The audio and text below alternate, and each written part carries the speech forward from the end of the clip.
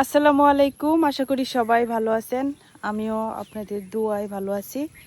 তো অনেক দিন গ্যাপ পড়ছে, মানে আমি ব্লগে ভিডিও দিতেই পারি না। আর আমার রান্নার চ্যানেলেও আমি অনেক দিন গ্যাপ হয়ে গেছে, মানে রেগুলার ভিডিও দিতে পারতেছি না। দেখা গেছে এই মাসে মানে অনেক সমস্যার মধ্যে ছিলাম, যার কারণেই দিতে পারি না রেগুলার ভিডিও। একটার পর একটা সমস্যা হইতেই আছে। তো ঈদের পরের থেকে মূলত অনেক ব্যস্ততার মধ্যে আছি। আর ইদানিং হইতেছে আমার বড় বোনের এই মানে বাচ্চা মারা গেছে, মানে ওই সিজারিয়ান সেকশন হয়েছে। তো সিজার হওয়ার 2 দিন পর বাচ্চাটা মারা গেছে। তো এটা নিয়ে অনেকই আপসেট ছিলাম। আর এখন আমার বোন হসপিটাল থেকে আসে নাই, আম্মাও সাথে আর কি। তো আজকে তারা রওনা দেওয়ার কথা। তো আজকে যদি হসপিটাল থেকে ছুটি দেয় তাহলে বাড়িতে ফিরবো। তো দেখা গেছে যার কারণে মন মানসিকতা তেমন একটা ভালো না। আর এই জন্য রেগুলার ভিডিও দিতে পারি না, যাও একটু একটু ভিডিও করি। তো 1-2 দিন ছাড়ি যখন একটু ভালো লাগে আর কি। তো যাই হোক, আশা করি কিছুদিনের মধ্যে সব সমস্যার সমাধান হয়ে যাব, তারপরে আবার আপনাদের সামনে রেগুলার ভিডিও দিতে পারাম। তো এই ব্লগে আমি আপনাদের কয়েকটা প্রশ্নের উত্তর দিয়াম। তো সবারই দেখছি কম বেশি কমন একটা কোশ্চেন, যে আমি শ্বশুরবাড়িতে থাকি না কেন, বাবার বাড়িতে কেন থাকি শ্বশুরবাড়ি থাকতেও। তো আপনাদের এই কমেন্টের উত্তরটা আমি ভাবছি যে দিয়েই আসলে। তো আমি শ্বশুরবাড়িতে থাকি না এরকম না, শ্বশুরবাড়িতেও থাকি। দেখা যায় ওইখানে আমি যে কয়দিন থাকি এই কয়দিন আমার ভিডিও দেওয়া হয় না, কারণ আমি ওই সময় ওইখানে থাকি। আর ওইটা যেহেতু আমাদের মতো গ্রাম না, ওইখানে ভিডিও করার মতো কোনো সুযোগ নাই। আর ছাদের উপরে যদি ভিডিও করি তাহলে দেখা যায় যে আমি আপনাদেরকে যে সুন্দর প্রাকৃতিক পরিবেশগুলা এগুলা দেখাইতে পারতাম না। তো এতে আপনারাও হয়তো পছন্দ করবেন না, আর আমারও কাছেও মানে শান্তি লাগে না, যার কারণে ওইখানে থাকা অবস্থায় ভিডিও দিই না।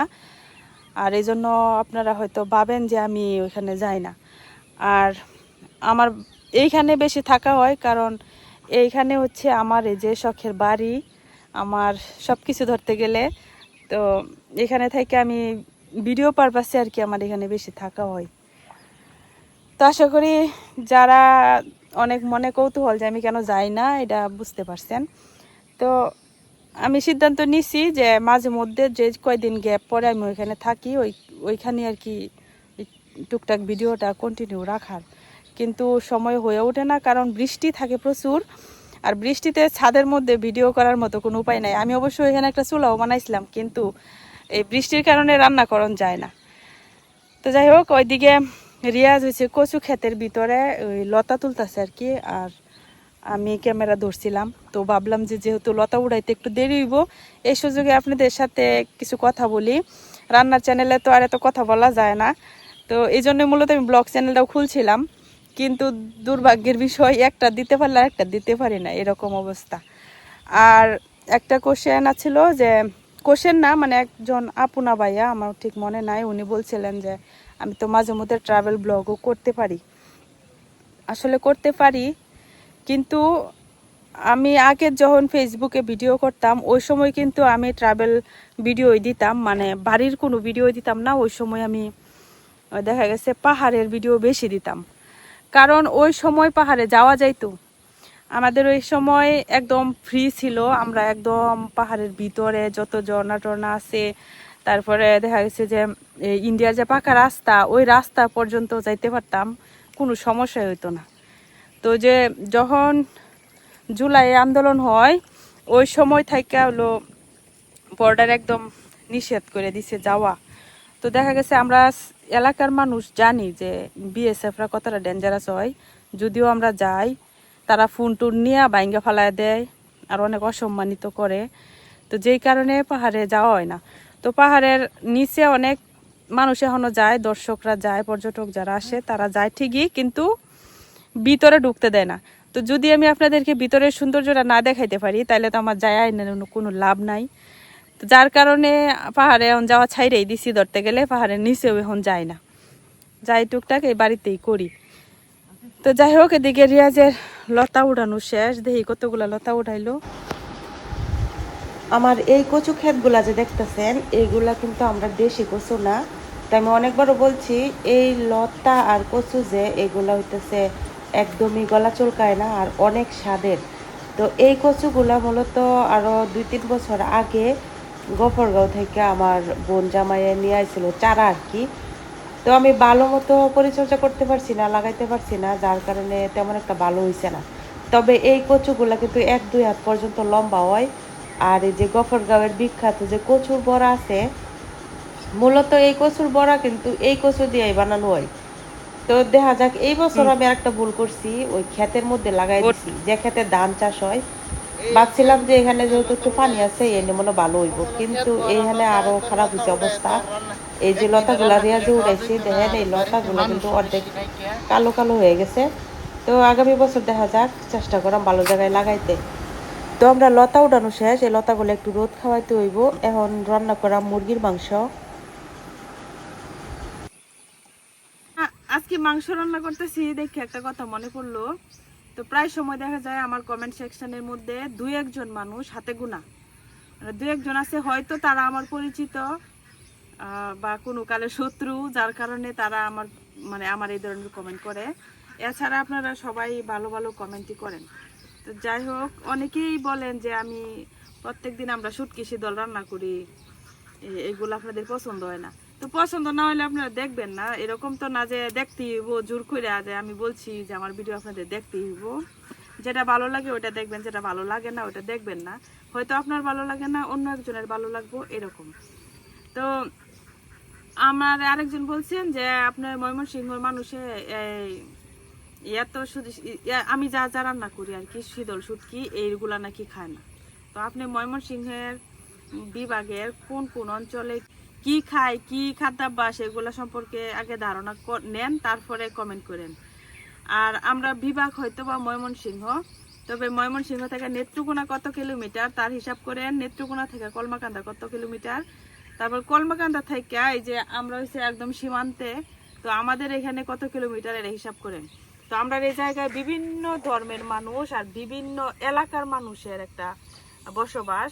দেখা গেছে আমার দাদার বাবা আসছিল গফরগাঁও থেকে, অনেকে আসছে তিশাল থেকে, অনেকেই আসছে এই কিশোরগঞ্জ থেকে।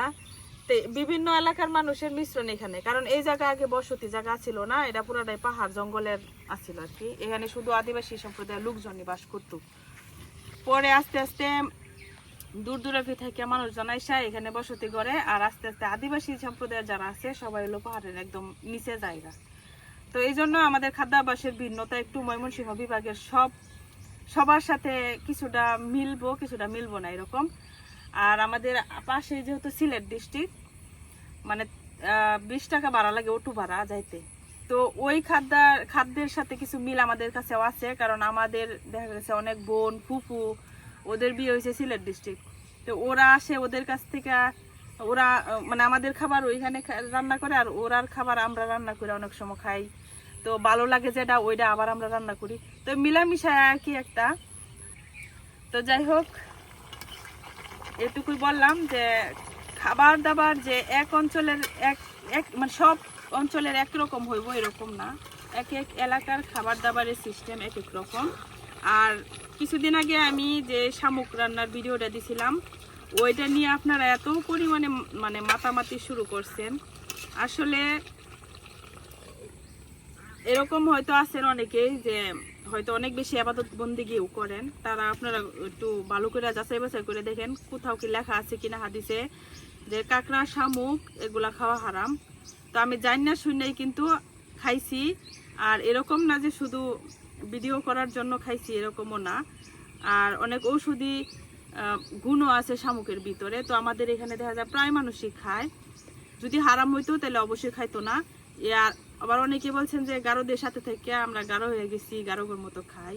তা আসলে আমার বাড়িতেও গারো আছে, কারণ আমার কাকাও গারো আদিবাসী বিয়ে করছে। তো ওনার কাছ থেকে আমরা অনেক কিছু শিখছি রান্না। আর এক আছে আমাদের বাড়ির পার্শ্ববর্তী অনেক আদিবাসী গারো বাড়ি আছে। তো খাবার দাবারের বিষয়ে আপনারা মানে হয়তো আপনাদের কাছে ভালো লাগছে না, আপনারা এগুলো ইগনোর করবেন। আমি আমার বান্ধবী রিকোয়েস্ট করছিল যে তুই এভাবে রান্না করে একটা ভিডিও ছাড়িস, দেখবে অনেকে পছন্দ করব। তো তার রিকোয়েস্টে আমি দিছিলাম। আবার এ আমার কমেন্ট সেকশনটা অফ করে রাখতে বাধ্য হয়েছি আমি। অনেকেই বলছেন যে কুচ্চা খাইয়া দেখাইতে। কুচ্চা তো আমাদের এলাকার এমন কোনো মানুষ বাদ নাই, মুসলিম মানুষ বিশেষ করে, যে কুচ্চা খায় না। তো এগুলা দেখাইলে অনেকেই পছন্দ করেন না আপনারা। তো যার কারণে আমি দেয়া হয়তো বা ভুল করছি আপনাদের চোখে, কিন্তু আমার কাছে ভুল মনে হয় না, কারণ আমি হারাম কোনো জিনিস দেখাই নাই। আর আমি শুধু অনলাইনে একা শামুক রান্না করছি এরকমও না, লক্ষ লক্ষ কোটি কোটি মানুষ এই শামুক বিভিন্নভাবে রান্না করে। যারা এখান থেকে কক্সবাজার যায়, সমুদ্রের বড় বড় শামুক খায় অত অত টাকা দিয়া, ওইগুলো আপনাদের চোখে পড়ে না। আমি রান্না করছি, এটা আপনাদের অনেক সমস্যা। তো আপনাদের সমস্যা আপনাদের কাছে, আমার এতে কিছু যায় আসে না। কারণ আমি সবসময় কমেন্ট অ্যাভয়েড করে চলার চেষ্টা করি, কারণ কমেন্ট দেখলে মানুষ ডিপ্রেশনে পড়ে যায়। কারণ আপনাদের মন মানসিকতা এক একজনের এত জঘন্য যে এগুলা দেখলে মানে নিজের মাথা মুথা নষ্ট হয়ে যায়। তো যার কারণে আমি, যারা আমাকে ভালো কমেন্ট করে শুধু তারাটাই আমি দেখি, আর অন্যগুলা দেখি না। তো না দেখলেও অনেকে আমারে পইরা শোনায়, বলে যে অমুকে এই কমেন্ট করছে, অমুক নামে ওই কমেন্ট করছে। তো এই ভিত্তিতে আর কি আপনাদেরকে বললাম।